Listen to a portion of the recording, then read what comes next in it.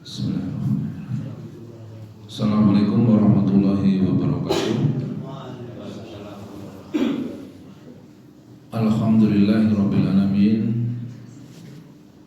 Wassalatu wassalamu ala asrofil anbiya'i wal mursalin wa ala alihi wa ashabihi ajma'in.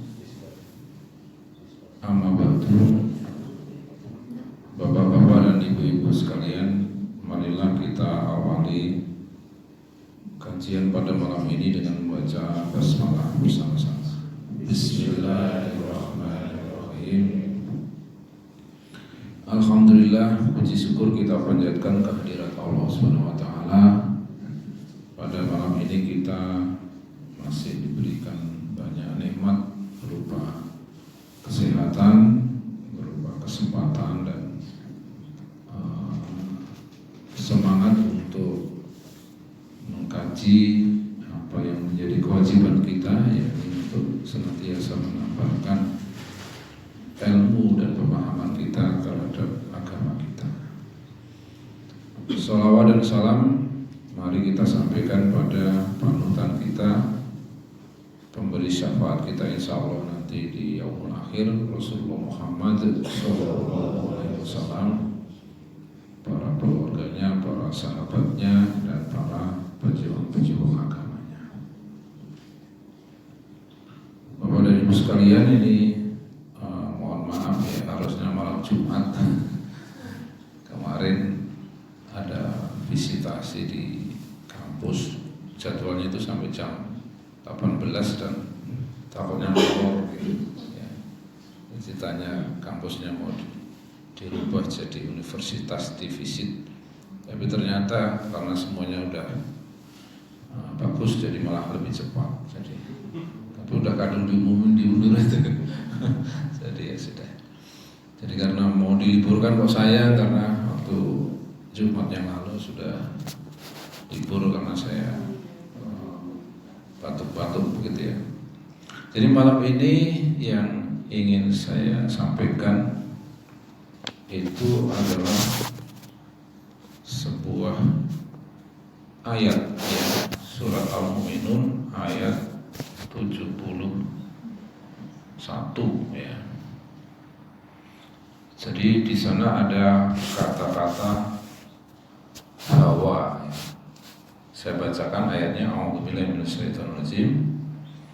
Walawit taba'al haqqu ahwa'ahum la fasadatis samawat wal ard wa man fihinna bal altainahum bi dzikrihim fahum an dzikrihim muqridun.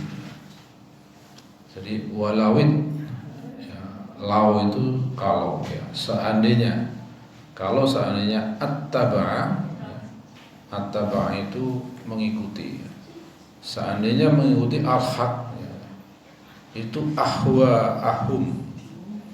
Ahwa itu bentuk jamak dari hawa ya.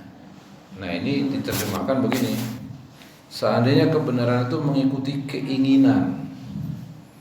Nah sebenarnya ini ada kosakata dulu yang ingin saya sampaikan pelurusannya ya, dimana bahasa Indonesia itu sering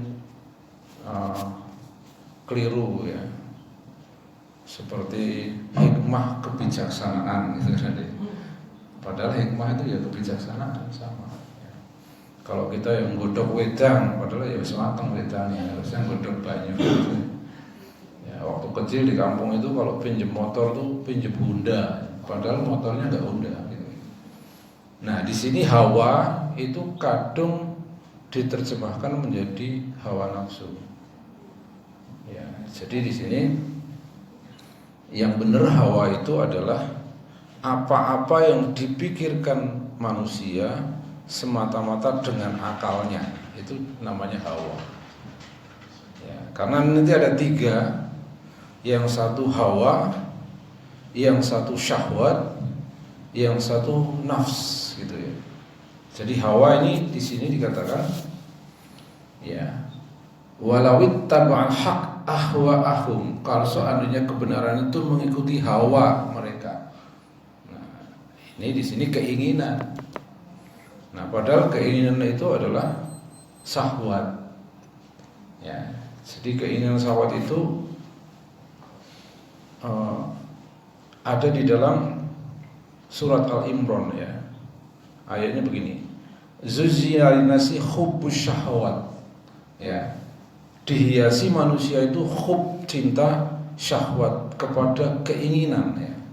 Jadi syahwat itu apa-apa yang diingini manusia itu namanya syahwat. Ya. Kalau ini ada minum, pengen minum, nah itu syahwat namanya. Ya. Ada gorengan, pengen makan, itu namanya syahwat. Ya. Keinginan. Nah di sini diurutkan Zuzina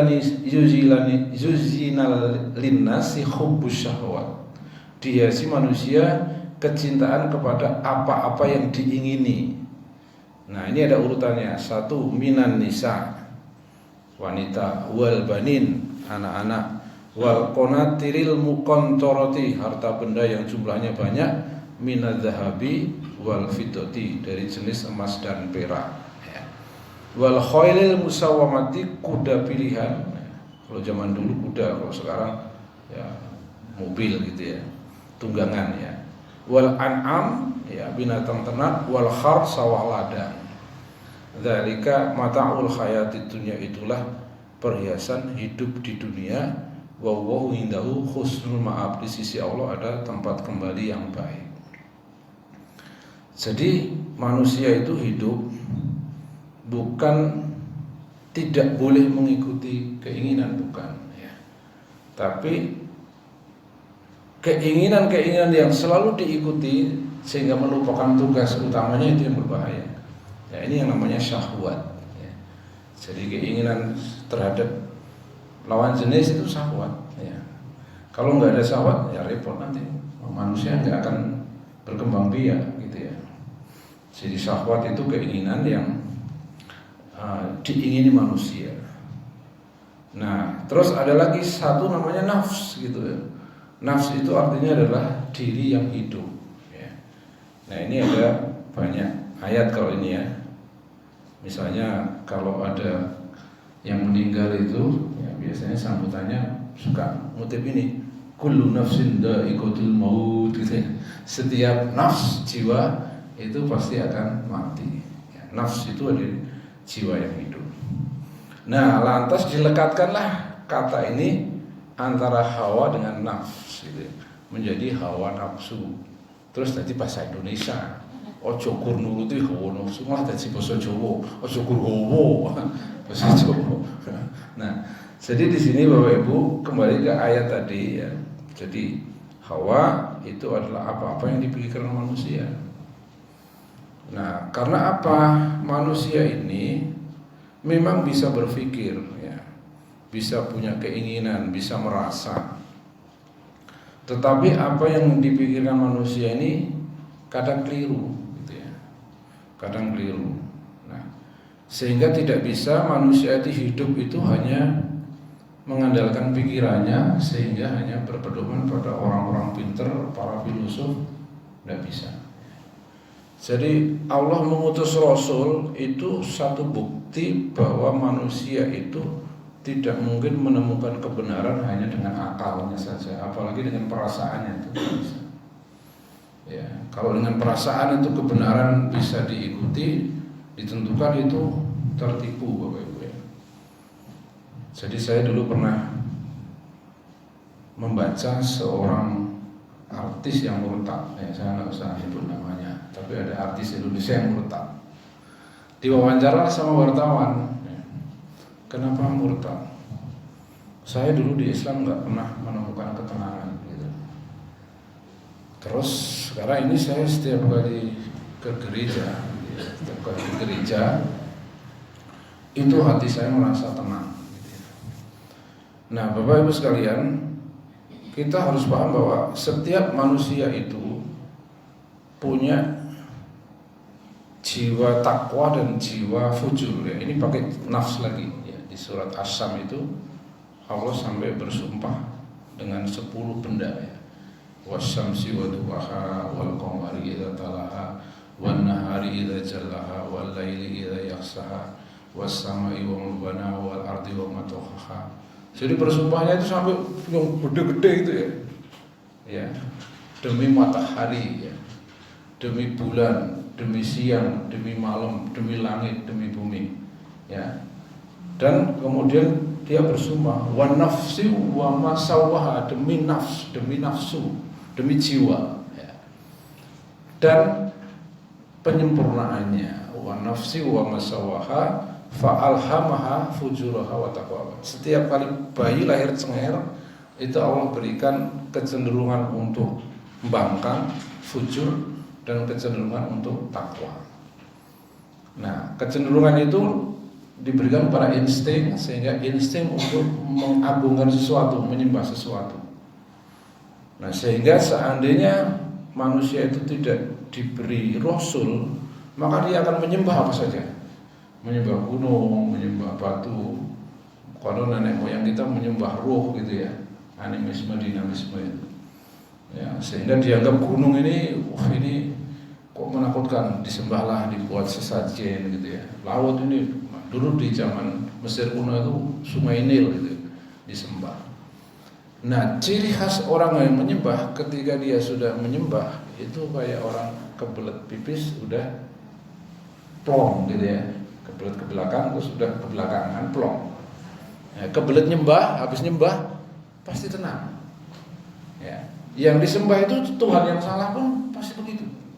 Ya, oleh karena itu di dalam Islam ini Allah menyeru untuk memikirkan, ya, memikirkan apakah benar yang disembah ini sudah benar gitu. Maka ada perdebatan di dalam Al-Quran yang banyak diabadikan. Ya. Jadi orang Quraisy itu Bapak Ibu ditanya siapa yang menciptakan langit bumi, dia akan menjawab Allah. Ya. Siapa yang menciptakan matahari, bulan, bintang, dia akan menjawab Allah. Orang Quraisy itu ya. Kenapa begitu? Karena orang Quraisy itu adalah keturunan dari Nabiullah Ibrahim alaihissalam. Karena Ibrahim ke sana kan tanah kosong itu, ya sana itu. Kemudian Nabi Ibrahim meninggalkan istrinya, ya, dan putranya Ismail, dan kemudian berkembang biaklah menjadi bangsa Arab. Nah, sehingga masih ada. Masih ditanya siapa Allah gitu. Sehingga kita ini ketika baru mengakui bahwa yang menciptakan ini semua adalah Allah itu belum cukup. Ya, karena orang Quraisy pun yang namanya kita sebut kafir Quraisy itu juga Allah gitu kan. Maka dikatakan Nabi Muhammad disuruh mengatakan, "Loh, kalau memang ini semua yang menciptakan Allah, kenapa kamu enggak bertakwa?" Gitu. Maksudnya bertakwa itu percaya kepada Nabi Muhammad sebagai utusan Allah. Nah, jadi Bapak Ibu, apapun agamanya, maka ketika dia itu mendatangi rumah ibadahnya, maka dia pulang itu akan tenang. Maka ketenangan hati seorang yang menyembah Tuhan itu bukan ukuran bahwa agama itu benar. Ya. Saya dulu pernah ke Thailand itu ya. Ada satu gunung yang ada watunya butut banget itu, terus ada tempat untuk apa ya, kan Buddha itu ya, ya kayak kita lah untuk inilah apa tempat ibadah gitu ya. Dan entah apa yang dibaca tapi ada gitu. Dan itu sampai 3 jam ya. Kita sholat subuh berapa menit? Datang itu, saya menit itu paling 20 menit ya. Dia datang, wah masih 10 menit nih, mau dapat 2 nih, kebelia sama ini gitu. Habis itu kita saya hitung itu paling 20 menit, ya, nggak pernah lebih dari 30 menit. Itu orang Buddha itu, ya, saya datang ke sana, 3 jam itu belum selesai itu, ya. Dan dia pulang tenang gitu loh. Gitu. Nah sehingga Bapak Ibu di sini hasil pemikiran, hasil perasaan itu dikritik oleh ayat ini. Ya. Seandainya kebenaran itu mengikuti hawa nafsu mereka, ya. Tadi saya menerjemahkan juga menjadi hawa nafsu, tapi hawa nafsu itu pengertiannya mengikuti pikiran-pikiran dan perasaan-perasaan manusia saja, maka pasti rusaklah as-samawat, gitu ya. Ini bentuknya jamak, ya. Samawat itu bentuk jamak, ya, karena langit banyak. Wal ard itu buminya cuma satu. Langitnya berlapis-lapis, buminya cuma satu. Nah di sini yang menarik waman fihinna, dan siapa ya. Jadi kalau bahasa Arab itu kalau ma itu apa-apa itu barang mati, kalau man itu siapa-siapa itu barang hidup. Ya. Jadi manusia, ya kucing, ya burung, ya apa sajalah ya akan rusak. Ya. Nah sekarang ini juga begitu, sudah rusak. Ya. Kenapa? Karena aturan hidupnya dari manusia sudah rusak. Ya. Saya ingat betul waktu SD itu kalau bangun tidur, ya, itu di sebelah rumah saya itu ada segala macam burung tuh ada. Ya. Bunyinya macam-macam. Burungnya juga macam-macam gitu, ada yang hitam, ada yang kuning, ada yang biru, ada yang merah gitu. Sekarang tuh udah nggak ada, burung itu nggak ada. Ya. Kenapa? Karena kemajuan di bidang pertanian, pestisida, herbisida. Ya. Jadi ketika hama-hama itu disemprotin, ulat-ulat mati, maka burung-burung yang tadinya makanannya ulat itu ikut mati. Dan itu kerusakannya itu sudah luar biasa ya di lautan, di daratan ya. Nah sehingga di sini sebenarnya ini sebuah ayat yang sangat-sangat dalam ya, bahwa kebenaran itu harus mengikuti apa yang Allah turunkan. Intinya begitu. Nah ada lagi ini yang kedua ya, di dalam poster saya tuliskan dua ayat. Yang pertama adalah Al-Mu'minun 71, yang kedua adalah Al-Jasiyah 23. Al-Jasiyah itu surat ke-45 ya. Jadi di dalam surat Al-Jasiyah ayat 23 ya, itu dikatakan tentang orang-orang yang sekarang kita kenal dengan nama orang-orang ateis gitu ya, orang-orang yang tidak percaya dengan Tuhan. Jadi ini ada kata-kata ahwa lagi ya. Afara'aita man ittakhadha ilahahu hawahu ya. Apakah kamu tidak memperhatikan orang yang menjadikan Tuhannya adalah hawanya? Ya, ini bentuk tunggal ya, hawa. Ya. Jadi wa adallahu Allahu ala ilmin wa khatama ala sam'ihi wa qalbihi wa ja'ala ala basarihi ghisawah. Nah, orang yang menjadikan ini hawa diterjemahkan menjadi hawa nafsu. Tadi sudah saya katakan bahwa hawa dengan nafsu itu dua hal yang berbeda. Bahwa nafsu jiwa itu akan senantiasa diikuti oleh hawa dan syahwat. Kalau jiwa itu hidupnya hanya mengikuti hawa sama syahwat, pasti dia akan tersesat. Tapi kalau jiwa itu mengikuti wahyu di dalam hidupnya, maka dia akan selamat. Gitu ya. Nah di sini dijadikan, apakah kamu tidak perhatikan orang yang menjadikan Tuhannya adalah hawanya? Nah hawa ini jangan diterjemahkan hanya keinginan loh ya, tapi adalah pikiran-pikiran dari akal semata. Pikiran dari akal semata ini saya kasih contoh yang sangat ekstrim yang namanya itu Stephen Hawking, ahli fisika, mendapatkan Nobel fisika berkali-kali. Orangnya itu duduk di kursi roda, kalau ngajar sambil begini gitu di atas kursi roda itu.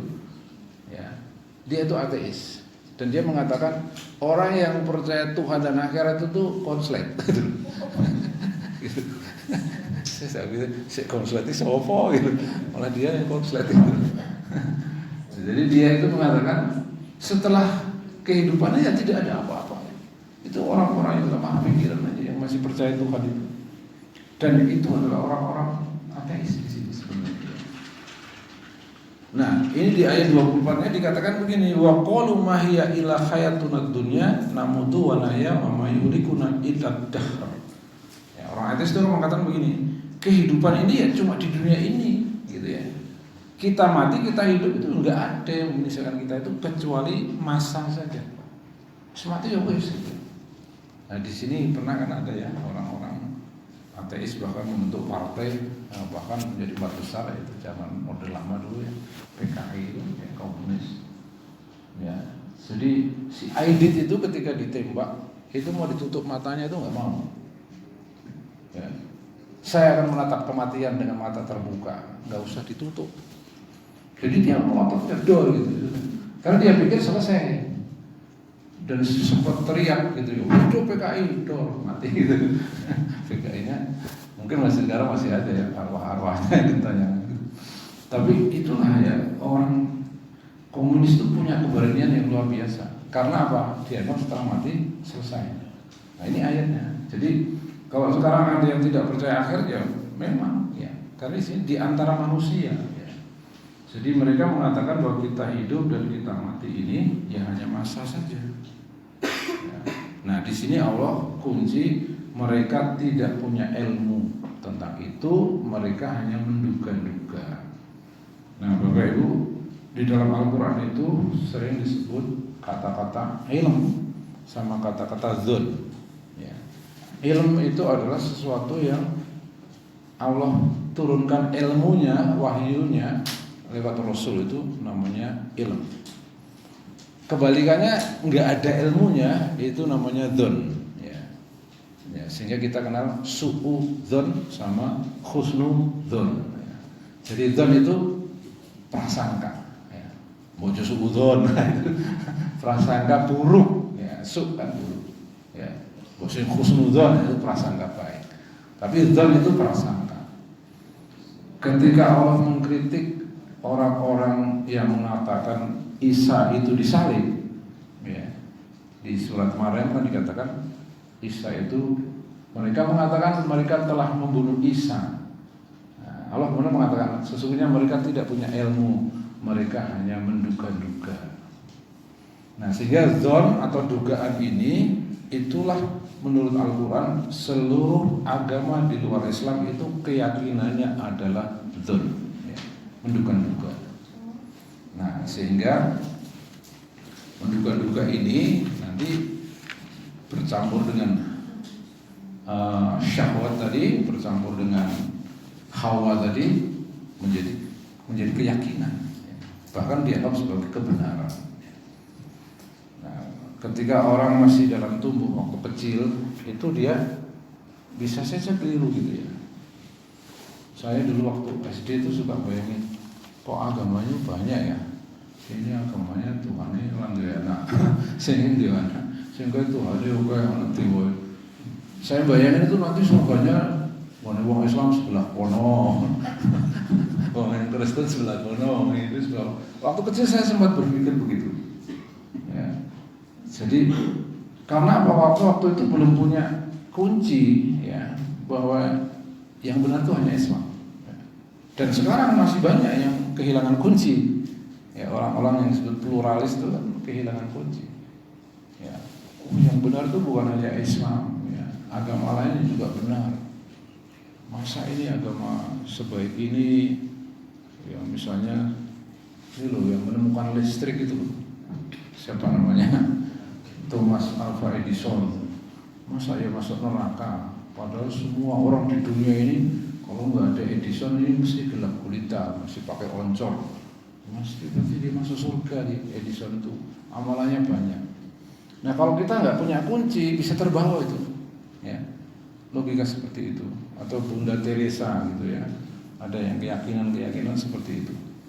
Nah sesungguhnya kita punya kunci, ya, kuncinya banyak ya. Saya menjadi ayat yang saya suka juga di surat Al-Bayyinah itu ya. Innal ladzina kafaru min ahlil kitab wal musyrikin fi nari jahannam khalidina fiha ulaika hum syarrul bariyah. Sesungguhnya orang-orang kafir dari kalangan ahli kitab. Ahli kitab itu ya Yahudi, Nasrani, yang Kristen, yang Katolik itu ahli kitab. Ya. Minal ladzina kafaru minan ahli kitab wal musyrikin. Musyrikin adalah orang kafir di luar ahli kitab. Jadi manusia menurut Allah itu dibagi dua, Islam, kafir. Islam ini ya punya kunci surga ya, meskipun ada ulama yang kemarin innalillahi wa inna ilaihi raji'un barusan meninggal yang mengkritisi ini, masa ini kunci surga gitu, sama situ ya, itu ada buya yang begitu, masa kunci surga, dan gegerlah Indonesia ya, itu dia beliau itu mengatakan Islam itu agama yang tidak sempurna. Karena di dunia ini tidak ada yang sempurna. Kalimat keduanya benar. Ya. Di dunia ini tidak ada yang sempurna. Benar ya Bu ya? Bikin apa mesti ada salah. Tapi Islam itu apa yang sempurna? Karena Allah mengatakan al-yauma akmaltu lakum dinakum wa atmamtu alaikum nikmati. Islam itu agama yang sempurna. Yang tidak sempurna umat Islamnya ketika mengamalkan Islam. Dia mengatakan Islam itu bukan apa yang sempurna dengan alasan di dunia ini tidak ada yang sempurna. Ya. Yang sempurna adalah Allah. Ya. Dan Islam sebagai sistem buatan Allah itu sempurna. Allah sendiri yang mengakui di surah Al-Maidah ayat 3. Sehingga itu menjadi ayat terakhir yang turun. Ya. Al-yauma akmaltu lakum dinakum wa atmamtu alaikum nikmati. Pada hari ini ya, telah aku sempurnakan nikmatku ya, dan Islam aku ridhoi. Jadi Islam sebagai nikmat itu sempurna, sebagai sebuah sistem yang sempurna. Nah, ini kajian dari hawa nafsu yang sekarang ini banyak manusia itu ya, mengganti aturan-aturan yang dari Allah itu kemudian dibatasi ya. Islam dibatasi hanya rukun Islam. Pokoknya kalau di kampung itu kalau mau naik haji itu badhe nyampurnaaken Islam gitu. Jadi kalau sudah haji udah sempurna. Nah itu sesungguhnya sebuah anggapan yang kurang tepat ya. Memang ketika Rasulullah ditanya seorang laki-laki berjubah putih yang ternyata adalah Jibril, itu wahai Muhammad ajari aku tentang iman gitu ya. Iman adalah beriman kepada Allah, kepada Rasulnya, kepada kitabnya, kepada malaikatnya, kepada hari akhir, kepada takdir baik dan buruknya. Betul gitu ya. Mungkin takon kok malah betul. Ya, Muhammad ajari aku tentang Islam. Islam adalah syahadat, sholat, zakat, puasa, haji. Betul gitu. Habis itu, wahai Muhammad, kapan hari kiamat? Itu. Yang ditanya tidak lebih tahu dari yang bertanya. Terus orang itu pergi. Nah, Nabi Muhammad tahu nggak siapa tadi? Itu Jibril gitu ya, sedang mengajari kita. Jadi dalam satu hadis ya, di hadis Al-Ba'in itu ada satu hadis yang begitu, bahwa Islam adalah, nah ini ingin saya sampaikan tentang berbagai pemahaman yang kadang keliru ya, bahwa Islam itu hanya rukun Islam. Jadi begini, gaya bahasa hadis dan bahasa Al-Quran itu ya seperti halnya gaya bahasa kita ya. Seharian aku tidak melihat batang hidungmu. Maksudnya apa? Apa sih?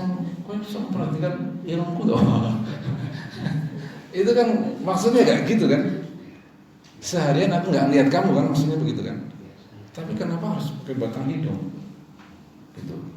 Itu apa ya namanya gaya bahasa Indonesia ya? Sebagian, tapi yang dimaksud seluruhnya itu apa namanya? Kan ada dia pelajaran bahasa Indonesia yang dimaksud, yang diomongin sebagian tapi yang dimaksud seluruhnya gitu ya. Apa itu pras prototo apa ya lupa ya, pokoknya ada totem pro partis sama pras prototo, sebagian seluruhnya itu sebagian ya.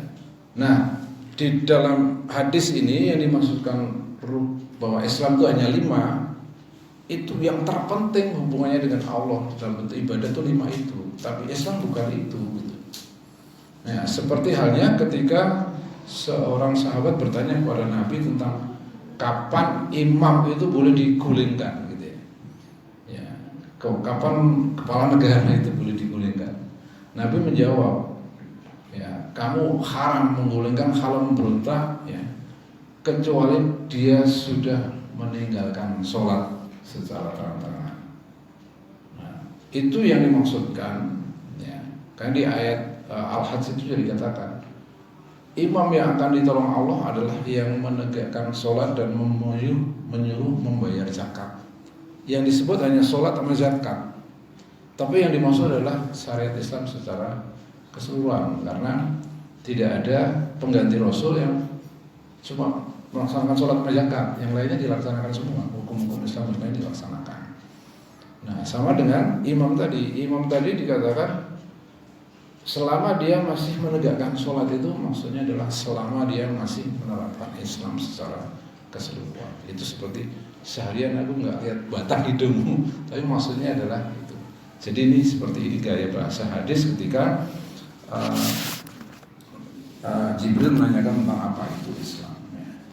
Jadi kembali kepada ayat tentang Hawa tadi ya, bahwa pikiran-pikiran manusia itu harus digunakan untuk memahami Al-Quran. Jadi bukan kita bisa berpikir kemudian Al-Quran itu tunduk pada pikiran kita, bukan.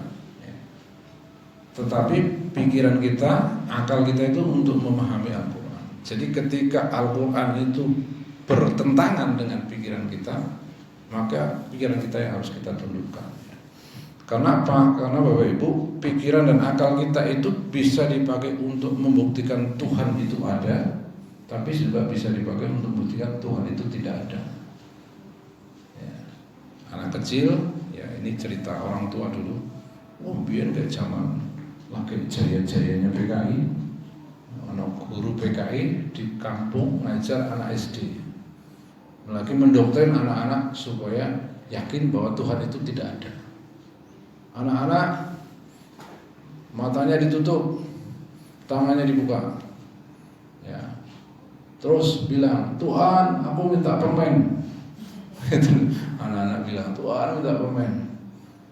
Terus buka, ada nggak permennya? Nggak ada kan? Nggak. Tutup lagi matanya, tangannya buka lagi. Pak Guru, aku minta permen. Gurunya keliling, dikasih permen gitu. Itu kisah nyata itu. Ya, ibu saya cerita. Dia punya ini teman yang PKI. Gitu. Pak Guru minta permen. Pak Gurunya keliling. Ada nggak permennya? Ada. Pak Guru ada? Ada. Tuhan nggak ada. Itu bisa masuk itu. Ya. Untuk anak yang masih belum matang, masih berpikir. Kan logis kan? Tuhan minta permen. Orang berarti Tuhan orang. Itu ciri khas ya. Dan saya pernah lihat di YouTube itu ya, orang yang ngayal Tuhan nggak ada karena nggak pernah lihat Tuhan. Itu. Nah sebenarnya kan di Al-Quran cukup menjelaskan tentang itu ya, yaitu ketika Nabi Musa ingin melihat Allah kan gitu ya. Dan Allah menjawab, lihat gunung itu. Kalau gunung itu masih pada tempatnya, maka kamu bisa melihat aku. Begitu dia melihat kan hancur gunungnya kan. Ya, Nabi Musa kemudian pingsan. Dan ketika dia bangun dia sadar istighfar. Dia menyadari siapa dia dan Tuhan itu siapa, Allah itu siapa. Ya. Jadi alam semesta ini tidak akan mampu untuk menjadi tajalli namanya ya. Tajalli itu Allah mewujudkan dirinya supaya bisa dilihat itu. Itu alam itu nggak akan mampu. Makanya Nabi Musa langsung menyadari kebodohannya atau pengen melihat Allah gitu. Nah sehingga keinginan tahu seperti ini juga ada pada diri Nabi Ibrahim kan ya. Ketika ingin, ya Allah tunjukkan kepadaku bagaimana engkau menghidupkan orang mati. Ya, Nabi Ibrahim silahkan cari burung 4 ya. Cincang-cincanglah burung itu, campur aduklah burung itu, kemudian bagi ke 4 penjuru. Kemudian tepuk, gitu. Nanti burungnya datang semua itu hidup lagi. Ya, Nabi Ibrahim kemudian subhanallah, sekarang aku paham, yakin bahwa engkau akan bisa menghidupkan orang yang sudah mati. Gitu. Saya dengan tepuk dengan izin Allah begitu. Nah, jadi apa yang sesungguhnya sekarang ini terjadi Bapak Ibu di dalam kehidupan kita ini adalah karena manusia itu menganggap pendapat-pendapatnya, ajaran-ajarannya ini sebagai hukum, ya, sebagai panutan hidupnya, dengan mengesampingkan mengesampingkan perintah dan larangan Allah. Ya. Jadi di surat Al-Maidah ya 48 dan 49 itu ada kata-kata fahkum bainahum bima anzalallah wala tattabi ahwa'akum. Fahkum bainahum, hukumilah manusia ini dengan apa-apa yang Allah turunkan, dan janganlah kami mengikuti ahwa-ahum, pikiran-pikiran mereka, hawa nafsu mereka. Mereka itu maksudnya adalah orang-orang kafir, dan itu diulang 2 kali di surat Al-Maidah ayat 48 dan 49. Nah, saya ambil contoh aja ya, konkret. Ya, ini jadi terpaksa ngomong politik di masjid. Politik macam ngomong politik dan itu. Di surat Al-Baqarah itu ada yang mengatakan ayatnya wa ahallallahu al-bai' wa harrama riba. Allah menghalalkan bai' itu jual beli, dan mengharamkan riba. Di 279, barang siapa yang tidak berhenti memakan riba sementara sudah sampai ilmu kepadanya, maka mereka itu penghuni neraka, mereka kekal di dalamnya.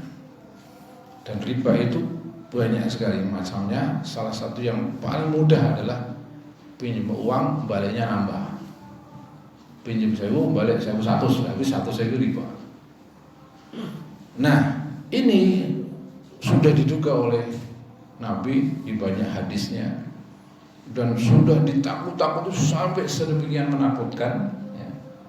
Jadi riba itu punya 70 pintu dosa. Yang paling ringan sama dengan berzina dengan ibunya. Ngeri banget kan? Jadi jangan pernah berpikir bahwa zina itu dosa besar. Ternyata ada yang jauh lebih besar dari dosa zina, yaitu riba. 1 dirham dari riba yang dimakan, dan kamu tahu itu sama dengan berzina dengan 36 pelacur. Itu hadis itu sahih.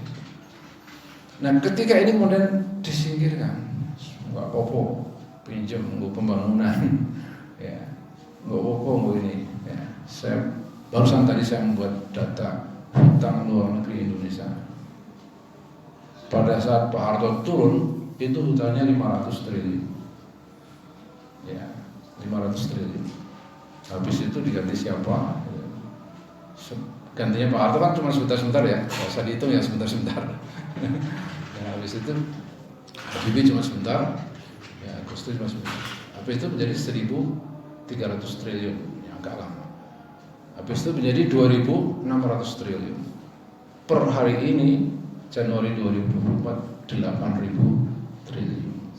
Dan menurut praduga para ekonom nanti bisa sampai 20 triliun.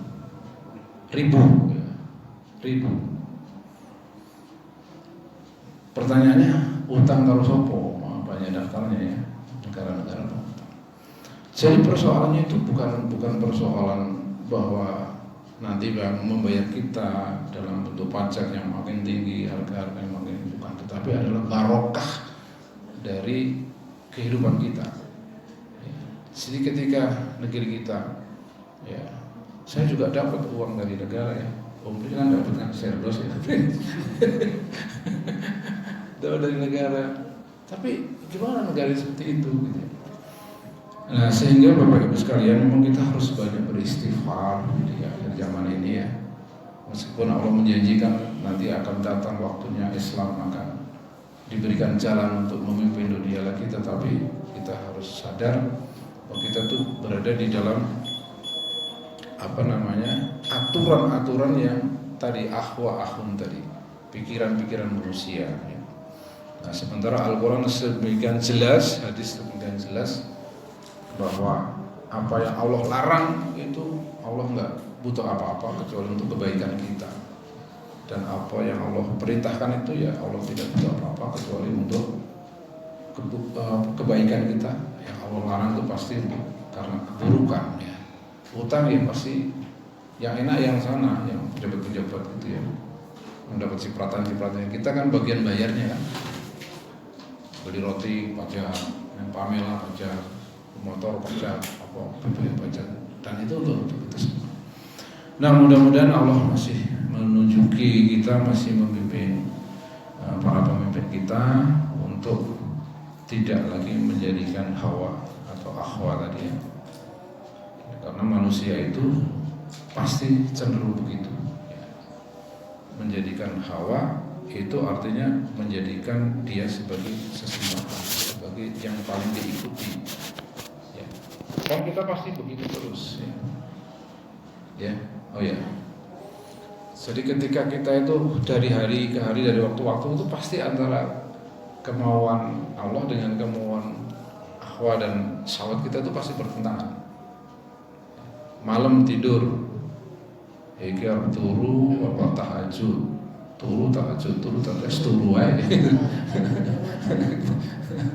Nanti ikir di masjid atau di rumah, masjid hutan semua gitu. Kan gitu kan, terus aja gitu begitu. Gitu. Habis mari ini nonton TV apa maca Quran, nonton TV gitu. Jadi selalu seperti itu. Pada setiap keputusan-keputusan di dalam hidup kita itu pasti antara akhwa dan syahwat tadi berperang dengan wahyu Allah tadi. Ya makanya Allah mengatakan, ya ayyuhan nafsul mutmainnah irji'i ila rabbiki radiyatan mardiyah fadkhuli fi ibadi wadkhuli jannati. Wahai nafsu yang tenang.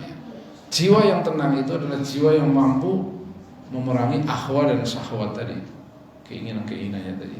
Memerangi dalam artinya bukan membunuh ya, membunuh sampai nggak menikah karena di syahwat pada wanita itu jelek, enggak ya. Tapi mengendalikan sesuai dengan yang Allah perintahkan dan Allah larang. Baik, ini sudah azan. Nah ini saya di kode Bu Amir ya. Sebelum kita akhiri, ini kita mendoakan untuk almarhumah Ibu Ari ya, yang kemarin bertepatan 1 tahun ya Pak Ari ya, 1 tahun. Jadi kita bacakan Al-Fatihah bersama-sama. Al-Fatihah. A'udzubillahi minasyaitonir rajim. Bismillahirrahmanirrahim. Alhamdulillahirabbil alamin. Ar-Rahmanirrahim. Maliki yaumiddin. Iyyaka na'budu wa iyyaka nasta'in. Ihdinas siratal mustaqim. Siratal ladzina an'amta 'alaihim ghairil maghdubi 'alaihim waladdallin. Allahumma ighfir laha warhamha wa'afiha wa'akrim nuzulaha wa'asim madkhala wa'asil bil ma'i was-salji wal barad. Allahumma la takhlina ajalaha wa la tahtina ba'daha wa'ghfir lana wa laha. Rabbana atina fid dunya hasanah wa fil akhirati hasanah wa qina adzabannar. Subhana rabbika rabbil izzati amma yasifun wa salamun alal mursalin walhamdulillahi rabbil alamin. Mudah-mudahan Ibu Ari mendapatkan tempat yang layak di sisi Allah, mendapatkan kedamaian, dan kita semua cepat atau lambat nanti juga akan menyusul beliau. Mari kita akhiri dengan doa kafaratul majlis. Alhamdulillah, subhanahu wa bihamdika, asyhadu an la ilaha illa anta, astaghfiruka wa atubu ilaik.